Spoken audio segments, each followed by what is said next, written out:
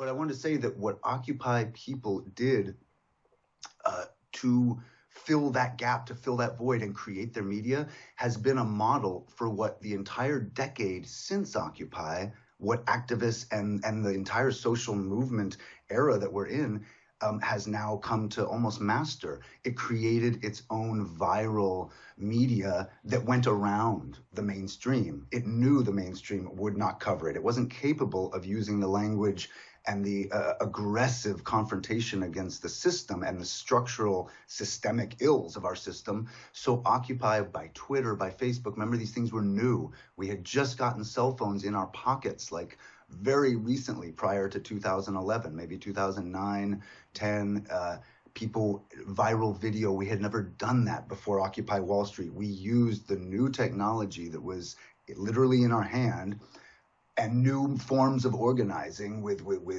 various the Tumblr blogs and various email chain lists, and Google Docs had just come in, so we could write, manifestos. We could write together and people could share. All of this was new. We invented this kind of new form of viral, immediate, mass participation, publicity for ourselves, and generating this groundswell of support. And look at what movements since Occupy have done with that. Black Lives Matter built on that and improved on it. And Standing Rock out in the middle of the North Dakota plains protesting a pipeline was able to bring the whole country into that fight through its use of its own media. And of course, Me Too, the Women's March, the climate movement, young Generation Z, Gen Z, are masters of this, the March for Our Lives. They generated their own media. And I think that Occupy showed in a way that movements before it hadn't, how you can do that in the absence of a mainstream that's ready to get on board, which frankly, it has shown over and over, it sort of never will be.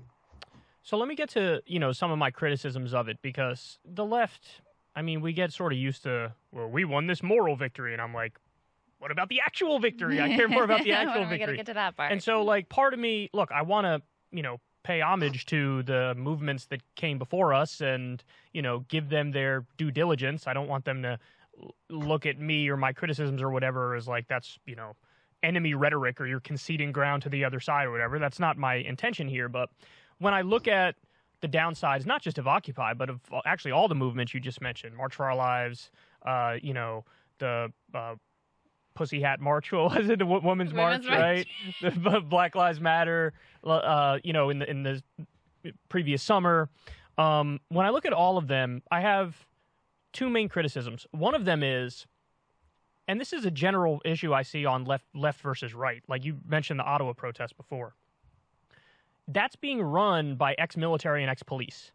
And as a general rule, when you have ex-military and ex-police, they have an ethos that's in them. And that ethos is discipline, leadership, order, hierarchy, eyes on the prize, execute it.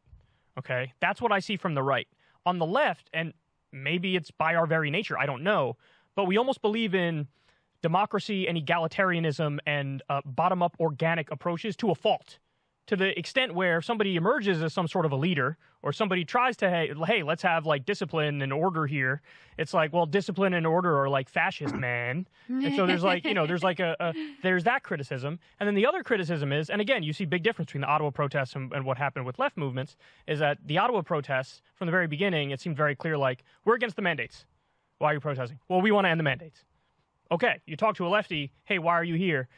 The systemic structures of the institutions of all these, it's always like 8 layers deep of analysis. Like you ask a question and you're talking to like Noam Chomsky fused with Foucault, and it just ends up in like mumbo jumbo. So my criticism has always been, where's the order? Where's the leadership? Where's the hierarchy? And then also, for the love of God, there needs to be a core messaging thing where it's not just the slogan, which I admit sounds good and has moved us in the right direction, but it's like, what are you here for? I'm here for universal health care, right to a union, $15 minimum wage, break up the banks. That's what I'm here for, and I want to hear that from everybody who's asked about it. And this way, you have good optics, and the media can't spin it. Oh, they're here because they want to bring back the Soviet Union, or they're here because they want free love and anarchy and people to defecate in the streets. It's like, no, we just told you what we're here for, $15 minimum wage, Medicare for all, break up the banks, right to a union, etc. So how do you respond to my criticism? Do you think there's merit, or do you think I'm being too harsh? Absolutely. I think you're saying something that is the unspoken sort of it's a bit taboo to talk like that on the left. I think that everybody knows what you just said is I feel absolutely clear. I don't spend my time in the book making this argument over and over, but I do weave that idea throughout the book, the failings of this model of kind of anti-hierarchical consensus based, not elevating leaders when really a movement requires them to progress and to advance goals and put policies on the table that real people in power can then, wrestle with. I fully agree with what you say. I feel like we've now gone, I don't know, one or two generations now, really, since the 60s and the kind of chaotic tumult of the 60s and Abby Hoffman and, essentially where disruption overrides, and this kind of outburst, this feeling like we're protesting somehow is more important than actually getting things done and achieving aims and goals.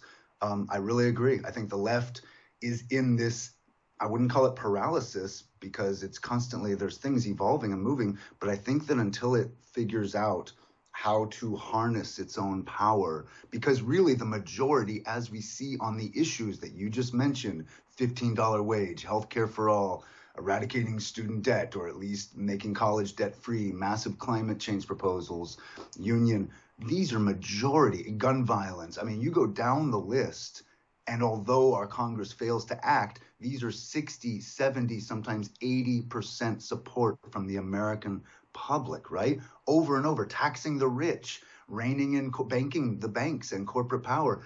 Majorities of we know that. Americans support these measures. We've become more progressive as a country. And yet the framing, as you say, somehow gets lost because there's so many things that people want and they want it all at once. I think the reconciliation package that failed to move Joe Manchin and Kyrsten Sinema's hearts and minds, that failed to sort of go over the finish line, I think is a good example, right? Even the left in Congress, our elected leaders, they had to put it all in the package, right? All on the table. And if it wasn't going to be everything at once right here in this multi-trillion-dollar package, they weren't going to have it. I fully supported the package, and I'm, like a lot of us, really kind of devastated that it kind of is going to signify the big failure of the first 2 years of Biden's administration to not pass that. But I agree that activism and the right, as you say, which is built much more on hierarchy, discipline, order, not exactly on January 6th, I wouldn't say. So when you let the mob loose and you let real right-wing protesters go do their thing, I'm not sure you're going to be so happy with the great sense of order